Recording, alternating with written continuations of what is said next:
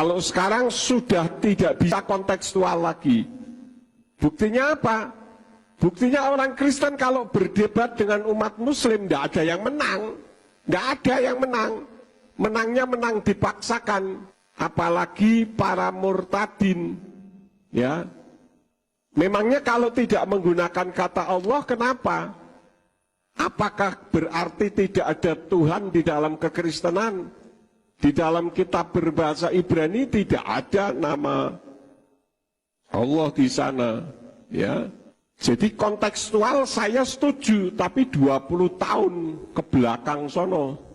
Sekarang orang sudah pinter. Makanya banyak pertanyaan-pertanyaan yang ditujukan kepada umat Kristen dan umat Kristennya tidak mau belajar. Pendeta itu dari bahasa Sanskerta yang artinya orang yang pandai, tetapi realitasnya menjadi orang yang paling bodoh, diajari tidak mau. Kenapa? Karena merasa pinter.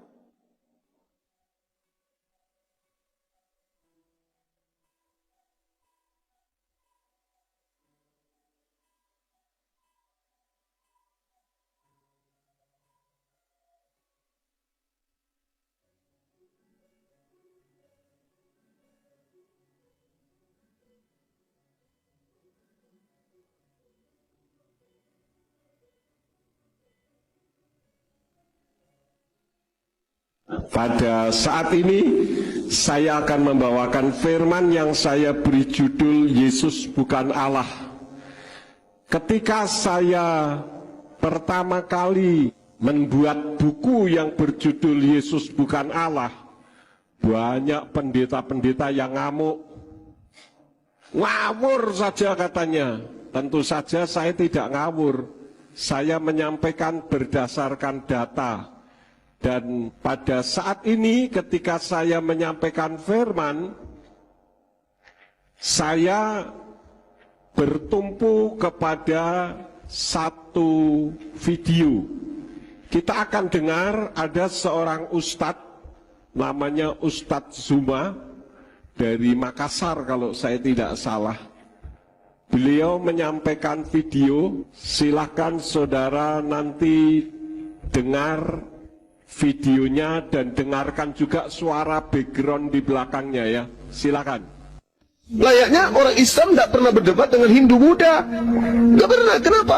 Karena mereka tidak menyentuh apa yang menjadi esensi di dalam Al-Quranul Karim. Berbeda dengan Kristen. Prinsip-prinsip akidah, tauhid yang menjadi landasan Islam itu semuanya diambil dan didudukkan pada perkara yang tidak seharusnya. Nah, inilah yang menyebabkan dialog itu terjadi. Andai saja lembaga lai Indonesia percaya diri kemudian mendudukkan apa yang ada di dalam kitabnya berdasarkan asal usulnya, maka tidak ada debat. Tidak ada debat. Kenapa ada debat? Yesus dikatakan anak Allah. Pada mulanya adalah firman. Firman itu bersama-sama dengan Allah. Firman itu adalah Allah. Firman itu adalah Allah. Allah itu telah menjadi manusia. Itu bajingan, bang. Bajingan. Tetapi saudara Kristen tidak pernah sadar itu, betapa mereka menghinakan saudaranya sendiri. Apa susahnya menggunakan kata Theos? Apa susahnya menggunakan kata Tuhan? Apa susahnya menggunakan kata Yahweh? Kenapa harus Allah? Nah, coba Anda lihat bagaimana kitab saudara.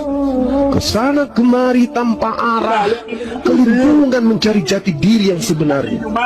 Ini wujud tidak ada kecintaan terhadap kitab itu. Al-Quran mau dibawa kemanapun, mau sampai ke negara yang paling benci terhadap Islam sekalipun, Al-Quran tetap menggunakan bahasa aslinya. Kenapa? Karena inilah yang dikatakan oleh Allah, kami yang mewahyukan, kami juga yang akan menjaganya.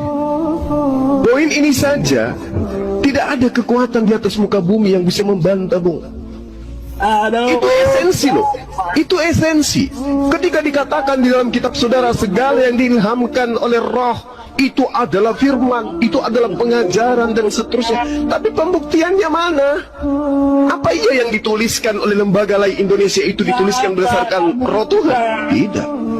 itu dituliskan atas pengetahuan terhadap terjemahan yang lebih tua, bukan karena ilham. Lalu mana kitab sucinya yang diterima langsung dari Tuhan?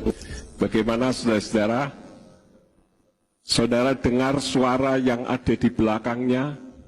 Itu kira-kira suaranya siapa, saudara-saudara? Halo? Itu suaranya orang-orang Kristen yang tidak terima dengan perkataan dari Ustadz Zuma. Ya. Ada orang mengatakan begini, Pak Yakub menyalahkan kontekstual, tidak? Saya katakan tidak.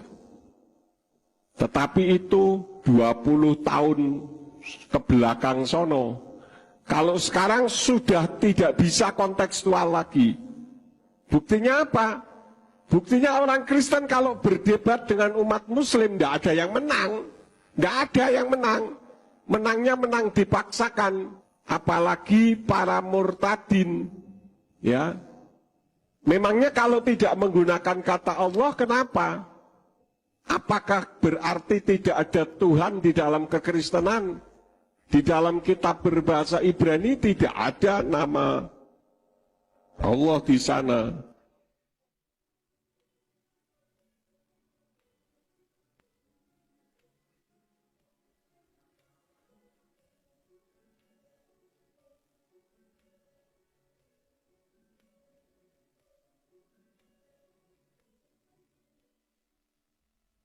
Ya, jadi kontekstual saya setuju, tapi 20 tahun ke belakang sono.